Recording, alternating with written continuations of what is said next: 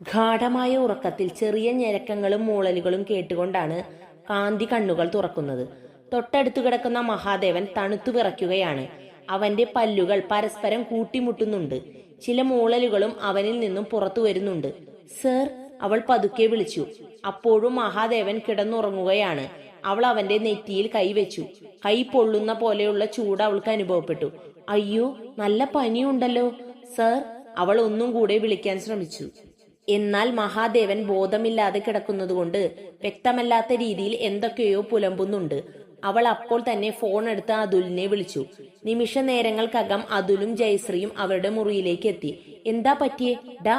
തണുത്തു വിറയ്ക്കുന്ന മഹാദേവനെ നോക്കി അതുൽ തൊട്ടു വിളിക്കാൻ തുടങ്ങി. എന്നാൽ മഹാദേവൻ അബോധാവസ്ഥയിലായിരുന്നു. ഹോ, നല്ല ടെമ്പറേച്ചർ ഉണ്ടല്ലോ, നല്ല ഷിവറിങ്ങും ഉണ്ട്. അപ്പോൾ തന്നെ അതുൽ പെട്ടെന്ന് പനി കുറയാനുള്ള ഒരു ഇഞ്ചക്ഷൻ മഹാദേവന് നൽകി. അധികം മഞ്ഞു കൊള്ളണ്ട എന്ന് ഞാൻ അവനോട് പറഞ്ഞതാ. ജലദോഷവും വെച്ച് മഞ്ഞും കൂടെ കൊണ്ടപ്പോൾ നല്ല പനിയായി. ഏതായാലും അവൻ റെസ്റ്റ് എടുക്കട്ടെ, രാവിലെ ആവുമ്പോഴേക്കും ശരിയാകും. കാന്തി നേഴ്സ് ആയതുകൊണ്ട് പിന്നെ പ്രത്യേകിച്ചൊന്നും പറഞ്ഞു തരണ്ടല്ലോ അല്ലേ? അവൻ കാന്തിയോട് പറഞ്ഞു. ശരിയെന്നാ, ഇനി പനി കൂടുകയാണെങ്കിൽ പറയണം. നാളെ ഡ്യൂട്ടിയുണ്ട്, അതുകൊണ്ട് ഞങ്ങൾ പോയി കിടക്കട്ടെ എന്ന് പറഞ്ഞ അതുലും ജയശ്രീയും ആ മുറി വിട്ടുപോയി. ജാനി നല്ല കനമുള്ള ബ്ലാങ്കറ്റ് എടുത്തുകൊണ്ടുവന്ന് മഹാദേവനെ പുതപ്പിച്ചു. കനമുള്ള ബ്ലാങ്കറ്റ് പുതച്ചിട്ടു മഹാദേവന്റെ വിറയിൽ നിന്നില്ല. പിന്നെയും പല്ലുകൾ തമ്മിൽ കൂട്ടിയടിച്ചുകൊണ്ട് ശരീരം മൊത്തം അവന് വിറയ്ക്കാൻ തുടങ്ങി. ഹോ, ഈ സാറിന്റെ ഷിവറിങ് കുറയുന്നില്ലല്ലോ എന്ന് ചിന്തിച്ച് അവൾ അവനോട് ചേർന്ന് കിടന്നു. അവന്റെ ശരീരത്തോട് ഒട്ടി അവനെ പുണർന്നു കിടന്നു. കുറച്ചു സമയം അങ്ങനെ കിടന്നതും അവളുടെ ചൂട് അവന്റെ ശരീരത്തിലേക്ക് പ്രവഹിക്കാൻ തുടങ്ങി. പതിയെ അവന്റെ വിറയിൽ നിന്നു. അവൻ തിരിച്ചും അവളെയും പുണർന്നുകൊണ്ട് അവളുടെ ചൂടും പറ്റി സുഖമായി ഉറങ്ങാൻ തുടങ്ങി. അവളും അങ്ങനെ കിടന്നുറങ്ങി. കുറച്ചു മണിക്കൂറുകൾ കഴിഞ്ഞതും കാന്തിയുടെ കഴുത്തിൽ എന്തോ ഇഴയുന്നത് പോലെ അവൾക്ക് തോന്നി. അവളുടെ കഴുത്തിടുക്കിലേക്ക് മുഖം അമർത്തി കിടക്കുന്ന മഹാദേവന്റെ പല്ലുകളും നാവും അവളുടെ കഴുത്തിനു ചുറ്റും അലയാൻ തുടങ്ങി. അവൾ പതുക്കെ അവനെ തള്ളി മാറ്റാൻ ശ്രമിച്ചെങ്കിലും പൂർവാധികം ശക്തിയോടെ അവൻ അവളിലേക്ക് അമരുകയാണ് ചെയ്തത്. അബോധാവസ്ഥയിലും അവൻ അവളുടെ ആഴങ്ങളെ തേടിപ്പോയി. പിറ്റേ ദിവസം ഫോണിന്റെ ബെല്ലടി കേട്ടാണ് കാന്തി ഉണരുന്നത്. തപ്പിപ്പിടിച്ച് അവൾ ഫോൺ എടുത്തു. അതുലായിരുന്നു അത്. ഹലോ, ഗുഡ് മോർണിംഗ് കാന്തി, താൻ എണീറ്റില്ലേ? നേരം വെളുത്തു വരുന്നതേയുള്ളൂ, എങ്കിലും സമയം 10 കഴിഞ്ഞു. ഞങ്ങൾ ഹോസ്പിറ്റലിലേക്ക് പോവുകയാണ്. ഡ്യൂട്ടി കഴിഞ്ഞ് ഉച്ച കഴിഞ്ഞിട്ടേ ഞങ്ങൾ തിരിച്ചു വരൂ. എങ്ങനെയുണ്ട് മഹാദേവന്? അവന്റെ പനി കുറഞ്ഞോ? അതുൽ ചോദിച്ചു. ആ, കുറഞ്ഞു, അവൾ ഉറക്കച്ചടവോടെ പറഞ്ഞു. എങ്കിൽ ശരി, വൈകിട്ട് കാണാം എന്ന് പറഞ്ഞ് അതുൽ ഫോൺ വെച്ചു. കാന്തി തൊട്ടടുത്ത് കിടന്നുറങ്ങുന്ന മഹാദേവനെ നോക്കി. അവൾ അവന്റെ കവിളി ഒന്ന് തലോടി. താടി രോമങ്ങൾ തിങ്ങി നിൽക്കുന്നതുകൊണ്ട് ചായ വീണ് പൊള്ളിയ ഭാഗം എവിടെയാണെന്ന് മനസ്സിലാകുന്നില്ല എന്ന് ചിന്തിച്ച് അവൾ അവന്റെ താടിയിൽ തലോടിക്കൊണ്ടിരുന്നു. എനിക്ക് മനസ്സിലാകുന്നില്ല സാർ, സാറിനെ മനസ്സിലാക്കാൻ കഴിയുന്നില്ല. ചിലപ്പോൾ തോന്നും സാർ എന്നെ പ്രാണന് തുല്യം സ്നേഹിക്കുന്നുണ്ട് എന്ന്. എന്നാൽ ചില സമയത്ത് എന്നെ മനഃപൂർവ്വം ദ്രോഹിക്കുകയാണോ എന്ന് ഞാൻ സംശയിക്കുന്നു. എന്തിനാ എന്നെ ഇടയ്ക്ക് വേദനിപ്പിക്കുന്നത്?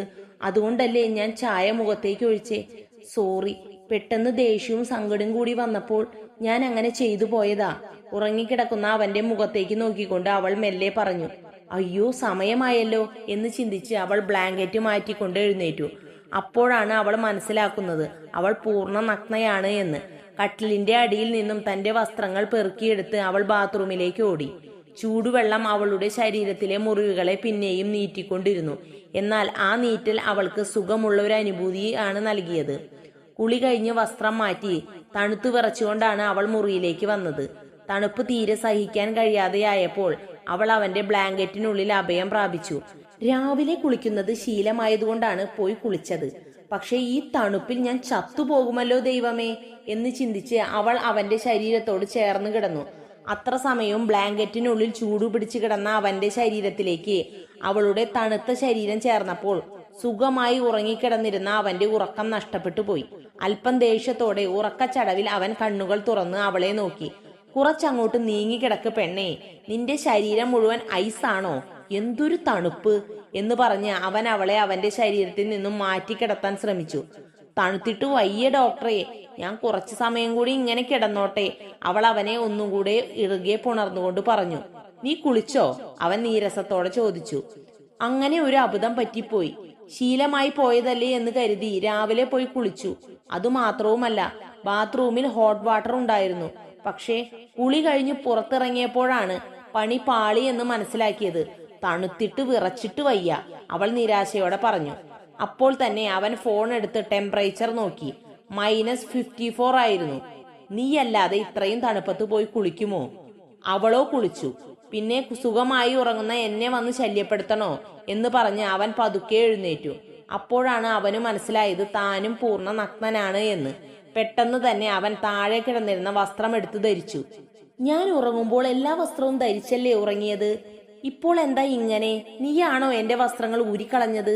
അവൻ അവളോടായി പറഞ്ഞു. ആഹാ, ഇപ്പോൾ കുറ്റക്കാരി ഞാനായോ? സാറിന് ഇന്നലെ പനി പിടിച്ചു കിടന്നത് ഓർമ്മയുണ്ടോ?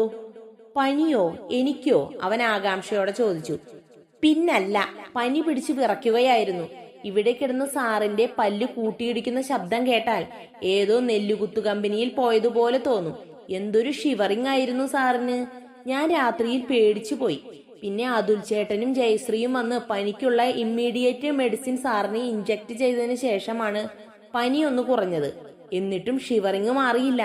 വലിയ ബ്ലാങ്കറ്റ് ഒക്കെ പുതച്ചിട്ടും സാറ് തണുത്തു വിറയ്ക്കുകയായിരുന്നു. അവസാനം ഞാൻ ഇറുക്കി കെട്ടിപ്പിടിച്ച് കിടന്നപ്പോഴാ ഷിവറിങ് പതുക്കെ കുറഞ്ഞു വന്നത്.